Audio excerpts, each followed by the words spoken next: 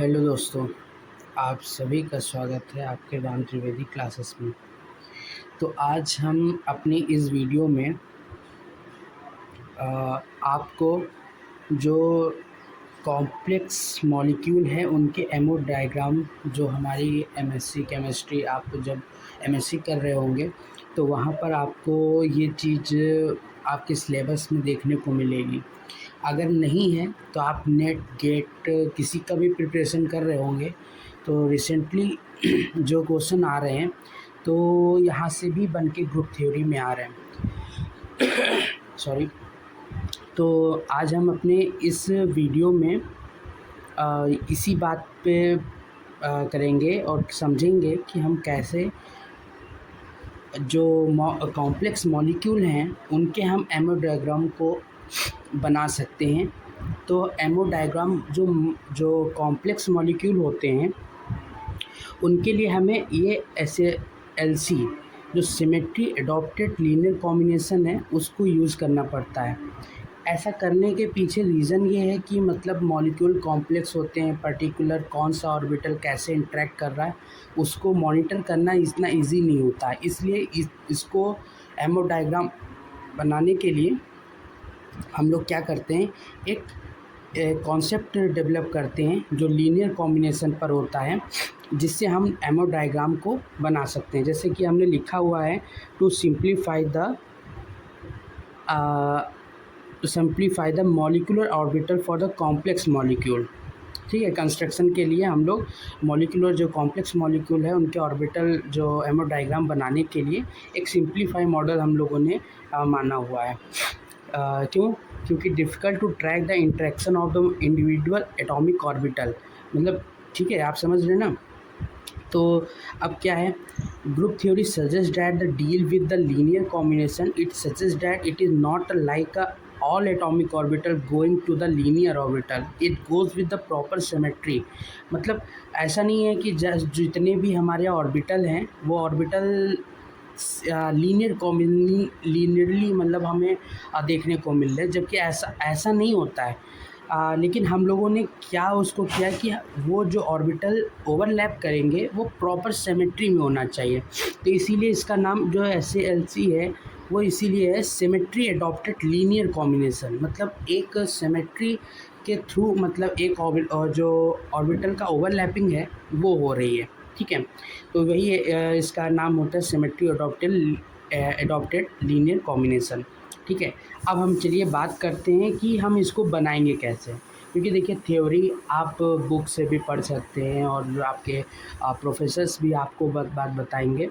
तो यहाँ पर केवल हम लोग इतना जानेंगे कि हम कैसे इसको अपने आप से बना सकते हैं और अपने पेपर में सेमेस्टर एग्ज़ाम में हम इसको लिख सकते हैं।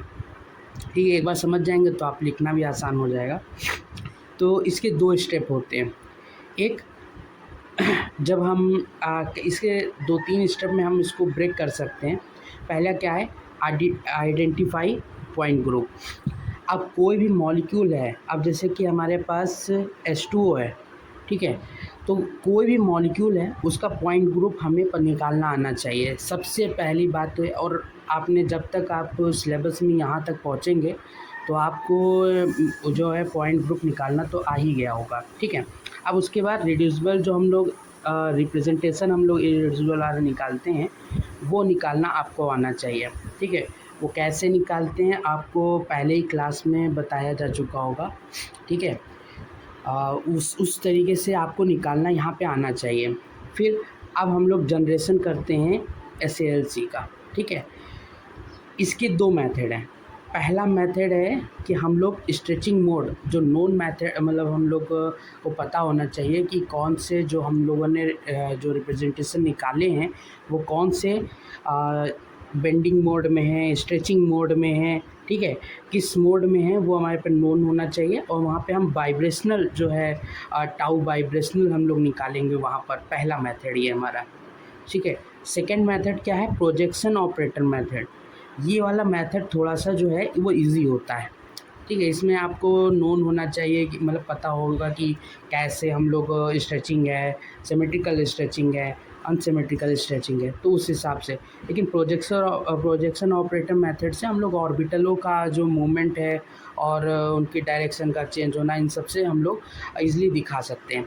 अब देखिए, फॉर वैलिड वेव फंक्शन आपको ये पॉइंट जो सबसे ज़्यादा इम्पॉर्टेंट है आपको याद रखना। अब मान लीजिए आपने कोई 2 वेव फंक्शन निकाले, psi1 और psi2 निकाले आपने, ठीक है। अब कैसे पता कि जो आपने वेव फंक्शन निकाले हैं वो एग्जैक्टली करेक्ट हैं, ठीक है। तो जो है आपने क्वांटम में पढ़ा भी होगा, ठीक है, कि जो psi1 है और जो psi2 है, ये दोनों क्या होने चाहिए हमारे पास, ऑर्थोगोनल होने चाहिए। अगर ऑर्थोगोनल नहीं है, मतलब जैसे आपने ग्रुप थ्योरी में जब आप रिड्यूसिबल या रिप्रेजेंटेशन निकालना सीख रहे होंगे तो आपने वहाँ पे बताया भी गया था कि जैसे जो आपने वहाँ पे τ1 निकाला, ठीक है, τ2 निकाला, इनका मल्टीप्लिकेशन क्या होगा, ऑर्थोगोनल होना चाहिए, 0 के इक्वल आना चाहिए। यही तो हमने सीखा वहाँ पर। तो वही चीज़ है यहाँ पर, वैलिड होने के लिए ये चीज़ आपकी सेटिस्फाई करनी चाहिए वहाँ पर, ठीक है। चलिए अब आगे देखते हैं। पहले अपने पहले मेथड पे आते हैं। जैसे कि हम यहाँ पर H2O मॉलिक्यूल की बात करते हैं। H2O मॉलिक्यूल मतलब C2V पॉइंट ग्रुप, ठीक है, इतना आपको पता है। जब वहाँ से आप इरिड्यूसिबल जो आप लोग टाउ निकालेंगे वहाँ से वाइब्रेशनल, तो वहाँ पे क्या देखेंगे आप कि आपका जो रिप्रेजेंटेशन आया वो 2A1 और B1 आया, ये आएगा। अब जो A1 क्या है, वहाँ पर आपको 1 1 1 1 ऐसे करके मिलेगा, मतलब पूरा टोटली क्या है, सिमेट्रिकल, ठीक है। तो वो हमारा जो मोड होता है वो वहाँ पर सिमेट्रिकल स्ट्रेचिंग का है। A1 दूसरा जो A1 है हमारे पास जो मोड आया वो सिमेट्रिकल, अब A1 है ना, ठीक है, A1 है, तो A1 है तो इसका मतलब वो क्या होगा, सिमेट्रिकल बेंडिंग है, मतलब सिमेट्रिकल तो होगा ही, क्योंकि 1 1 1 1 वहाँ पे आ रहा है तो वहाँ सिमेट्रिकल तो होगा है, लेकिन दूसरा मोड है बेंडिंग होगा।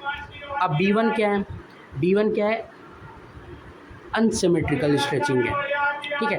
तो ये आपको नोन होना चाहिए, तभी ये मेथड थोड़ा सा ये होता है, क्योंकि आप जब भी टाउ वाइब्रेशनल आप निकालेंगे तो आपको सारी बातें वहाँ पे नहीं पता होंगी डायरेक्टली, मतलब ऐसे आप कुछ पर्टिकुलर मॉलिक्यूल का जब आप वहाँ पे प्रैक्टिस करेंगे तो आपको पता चल जाएगा, लेकिन मतलब कुछ आइडिया लगा सकते हैं, जैसे A1 है कुछ इसमें, तो लेकिन ये पता करना अनसिमेट्रिकल है सिमेट्रिकल है, तो वहाँ पर ऐसे ही नॉर्मली आप ये प्रेजेंटेशन देख कर बता देना, और बता सकते हैं ग्रुप थ्योरी को देख, मतलब उसी कैरेक्टर टेबल को देख के, लेकिन मतलब इतना ईजी नहीं होता है। तो फिर भी मतलब हम इस मेथड से देखते हैं, कुछ सिंपल मॉलिक्यूल आप देख सकते हैं। अब देखिए यहाँ पर H2O मॉलिक्यूल लिया है, ठीक है। अब सिमेट्रिकल स्ट्रेचिंग में आप क्या करेंगे, जैसे B1 है डिस्टेंस है और B2 है सिमेट्रिकल है, मतलब सिमेट्रिकल का मतलब ये है कि जो B1 है और B2 है दोनों सेम डिस्टेंस सेम तरीके से खींचे जा रहे हैं, मतलब जितना ये स्ट्रेच होगा उतना ही वो भी स्ट्रेच होगा, ठीक है, ये तो बात है। अब जब ऐसा केस है, मतलब दोनों की स्ट्रेचिंग सेम हो रही है, सिमेट्रिकल है, तो E C2 और सिग्मा XZ और सिग्मा YZ ये 4 ऑपरेशन जब आप फॉलो करेंगे, E को करेंगे तो ये आइडेंटिकल है, तो उसमें तो कोई चेंजेस नहीं होंगे। C2 होगा, अब C2 होने पे देखिए क्या हो रहा है, ये जो यहाँ पे लिखे हुए कैरेक्टर लिखे हुए इससे आप नहीं मतलब, ठीक है। अब यहाँ पे जब C2 अप्लाई करेंगे, जब सिमेट्रिकल है दोनों, तो जो बॉन्ड इधर आ जाए रोटेट होके या इधर आ जाए, दोनों तो सेम है ना, कोई डिफरेंस तो नहीं आया, तो इसलिए मतलब वो भी हमारा जो कैरेक्टर आएगा वो क्या आएगा, 1 आएगा, ठीक है, ये भी 1 ये भी 1 है, ठीक है। अब देखिए दूसरा, अब सिग्मा XZ हम लोग डालेंगे, सिग्मा XZ जब हम लोग डालेंगे, आप इसके लिए सबसे पहले बेसिस बना लीजिएगा XYZ का, ठीक है। अब उससे करेंगे, अब देखिए B1 B2 क्या हो रहे हैं, चेंज हो रहे हैं, B1 B2 हमारे चेंज हो रहे हैं, ठीक है। अब ये इसमें जो आप देखेंगे ना, तो यहाँ पर हम लोग जो है अनसिमेट्रिकल को कर रहे हैं, और ये वाला क्या है, सिमेट्रिकल को है, ये सिमेट्रिकल को ही अनसिमेट्रिकल को है। तो सिग्मा XZ डाला, तो सिग्मा XZ डालेंगे तो हमारा कोई भी चेंज नहीं आएगा, सेम टू रहेगा, ठीक है। जैसे जब आप क्योंकि दोनों ये O और H सारे क्या होंगे, प्लेन से कट जाएंगे, तो हमारे कोई चेंज नहीं आया तो 1 आ गया। अब सिग्मा वाई जेड डालेंगे तो सिग्मा वाई जेड अब आप डालेंगे तो उनका रिफ्लेक्शन आपको देखने को मिलेगा प्लेन में, तो इसलिए यहाँ पर जब B1 B2 की पोजीशन चेंज हो जाएगी तो वहाँ माइनस है। इस तरीके से आप क्या करेंगे, एक रिप्रेजेंटेशन आपको मिलेगा। अब ये रिप्रेजेंटेशन किस हमारे सिंबल में है, B1 में, ठीक है। तो आपको पहला मिल चुका है B1, ठीक है, ये आपको मिल गया यहाँ पर, देखिए। अब आपका जो एसिमेट्रिकल स्ट्रेचिंग का वहाँ से आप मोड निकाल सकते हैं। जब गेट में कभी कभी क्वेश्चन आता है कि जैसे px ऑर्बिटल है या pz ऑर्बिटल है, तो वहाँ पर आपके पास जैसे उन्होंने बोला कि px है, ठीक है, तो यह माइनस है। तो अब आप पे सिमेट्री को जितनी भी ऑपरेशन उसको अप्लाई करेंगे, कैरेक्टर को वहाँ से पाएंगे और वहाँ से आप ये बता सकते हैं वो किसके अंदर कौन सा सिंबल होगा उसका, ठीक है। अब इसी तरीके से सिमेट्रिकल का है। अब यहाँ से हम लोग जो है सिमेट्रिकल पर भी यही चीज़ अप्लाई करेंगे, EC2 sigma x z y z, और वहाँ से हम देखेंगे कौन कौन से हमारे और किसके अंदर आ रहे हैं, ठीक है।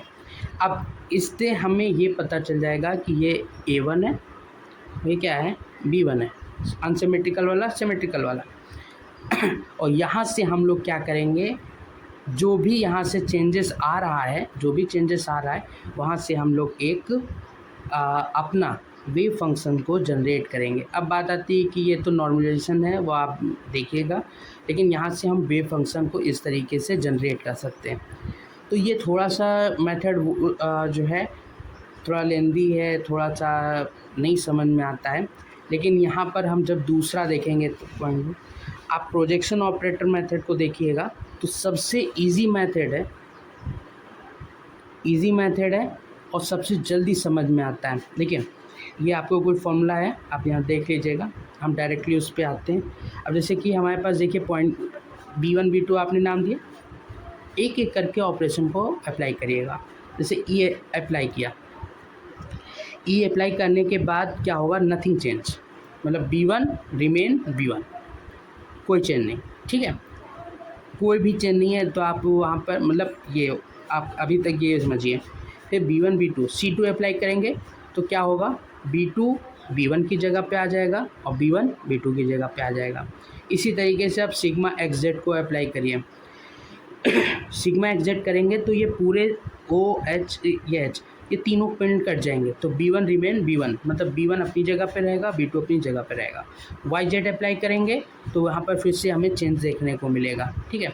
अब चलिए देखिए, ठीक है, जैसे मतलब देखिए C2 अप्लाई किया, चेंज हो रहा है। यहाँ जो हमारा सिग्मा वाई जेड हम लोगों ने अप्लाई किया था, ये वाला जो सिग्मा वाई जेड अप्लाई किया, तो यहाँ पर देखिए ये रिफ्लेक्शन मिलेगा तो पोजीशन चेंज हो जाएगी।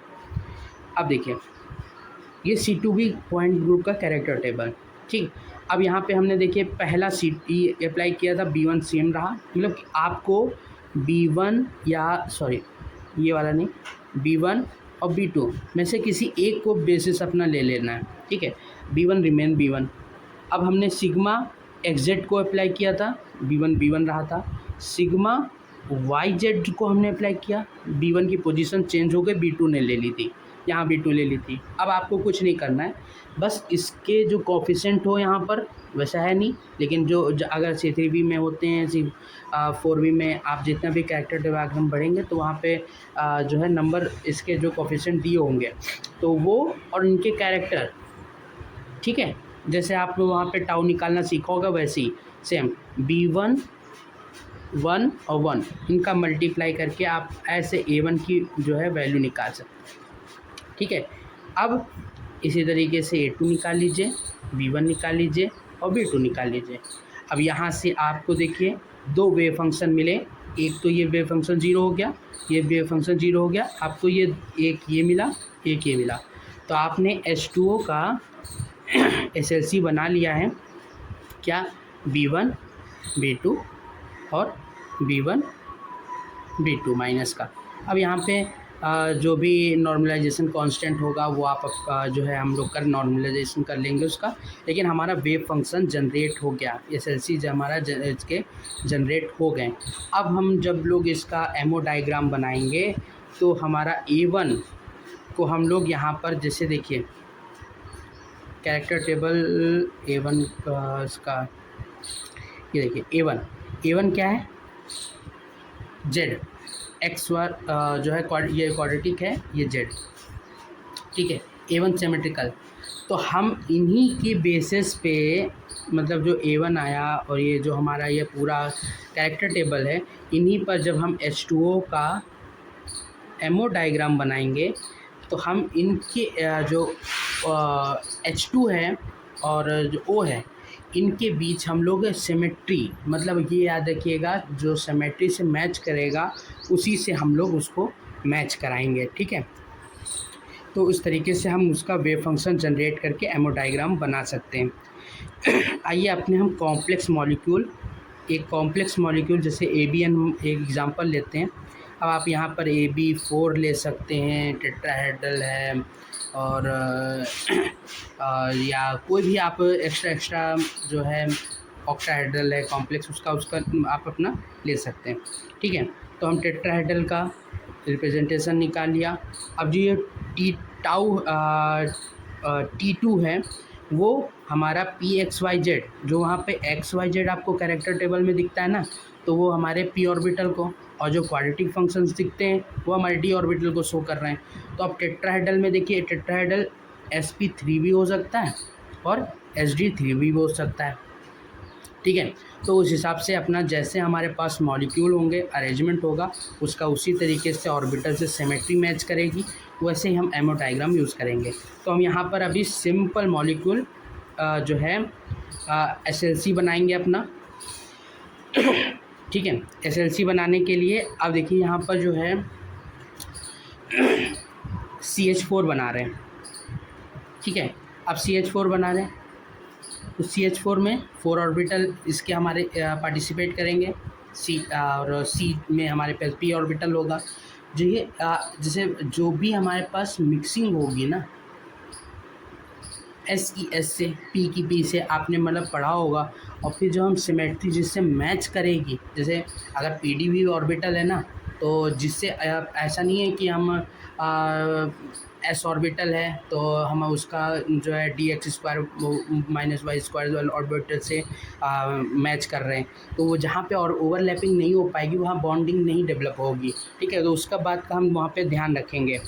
अब यहाँ पर हम लोग सेम वैसे ही हम लोग यहाँ पर टेट्राहेड्रल के लिए भी क्या करेंगे, बना सकते हैं। जो प्रोजेक्शन ऑपरेटर मेथड है हम उसको अप्लाई कर सकते हैं, लेकिन यहाँ पर देखिए वो थोड़ा सा कॉम्प्लिकेटेड हो जाएगा, क्योंकि वहाँ पर हमारे पास O था, H था, ऐसे था, ठीक है।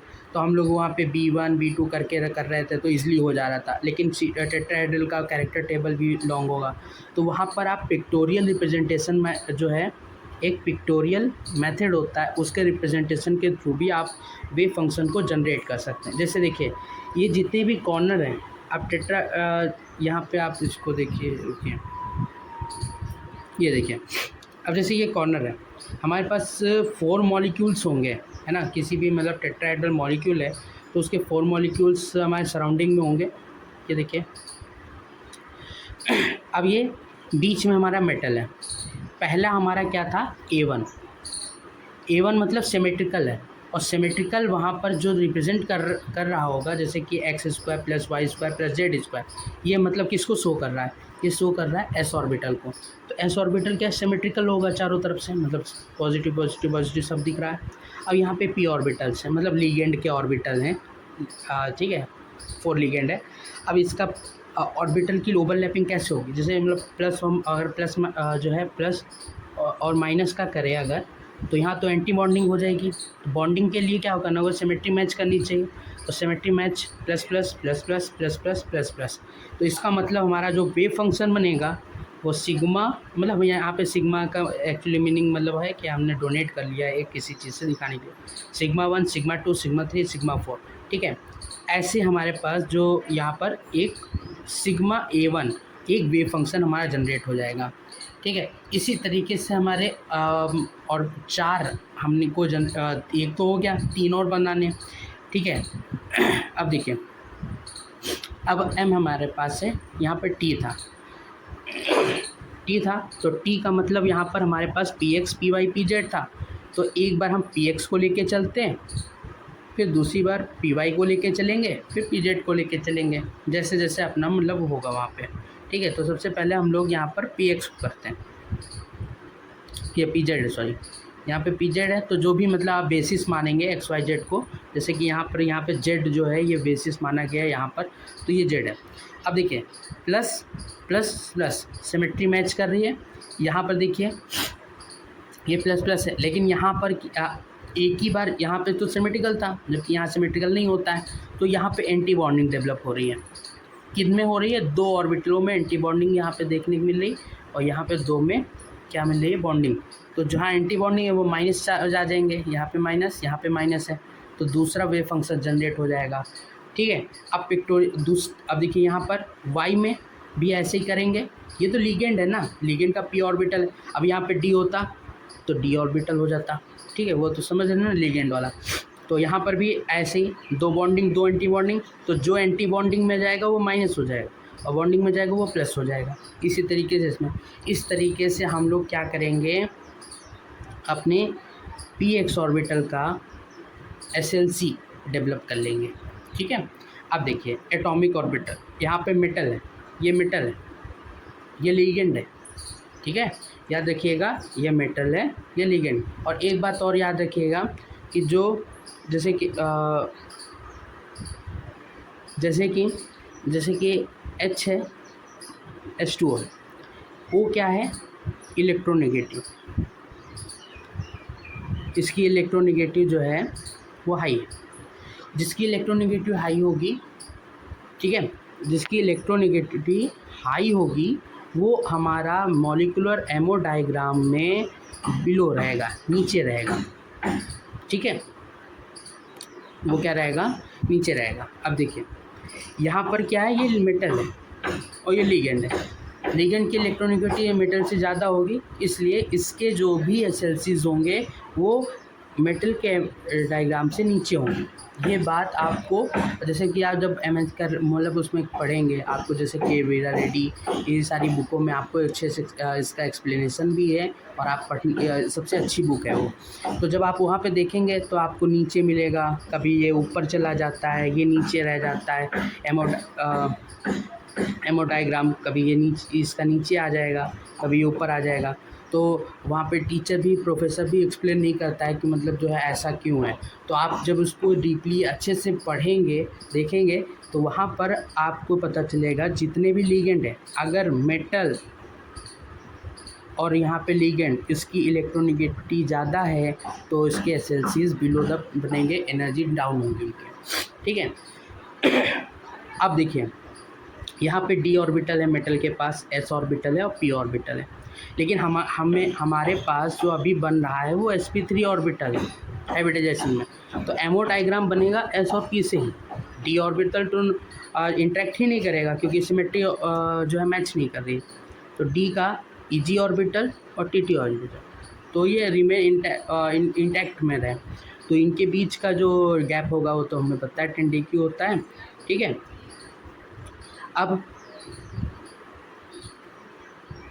अब देखिए, अब इसमें S ऑर्बिटल P ऑर्बिटल है। अब यहाँ पे हमारे पास A है, T है। A क्या था?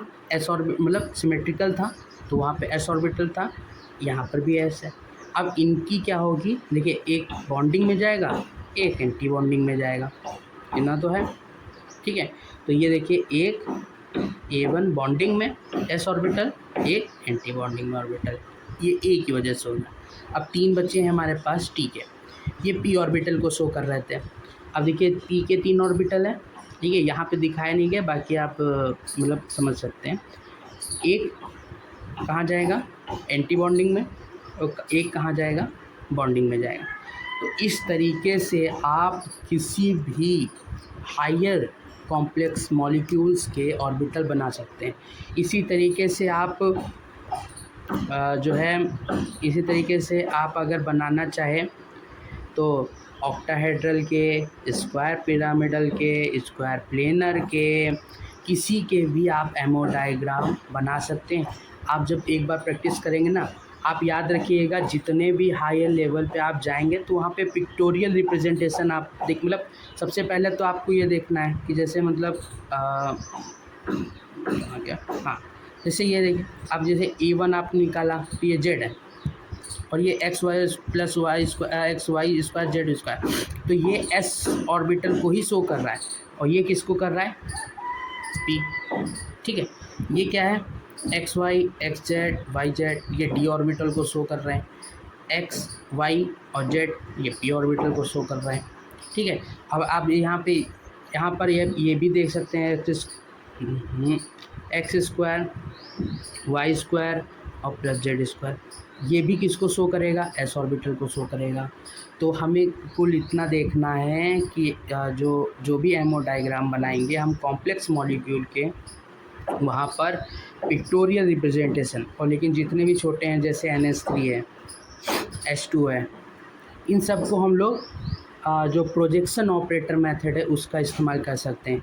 इसी तरीके से हम लोग जब गेट नेट में क्वेश्चन आता है, जैसे ये मान लीजिए डी जेड स्क्वायर, इसका सिंबल क्या होगा, मुल्गन सिंबल क्या होगा, तो आप सबसे पहले सारे ऑपरेशन को अप्लाई करेंगे, उनके जो इरिड्यूसिबल कैरेक्टर हैं वो निकालेंगे, उनके मुल्गन सिंबल को देखेंगे कैरेक्टर टेबल से, और वही आपका आंसर हो जाएगा।